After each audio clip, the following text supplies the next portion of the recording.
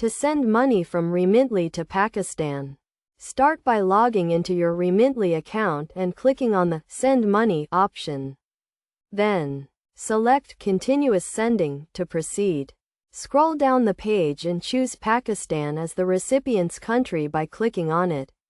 Next, select the location within Pakistan where you are sending the money and click on Send Money. Enter the amount you want to send and check the received amount. Reviewing the current exchange rate, fee, and total amount before proceeding. Once satisfied, click on Continue. Select your preferred delivery method for the recipient, whether it is cash pickup, bank deposit, or mobile money. Then choose the recipient's bank and enter their IBAN or account number. Double-check all the information entered before clicking on Continue to finalize the transaction and send money to Pakistan via Remitly.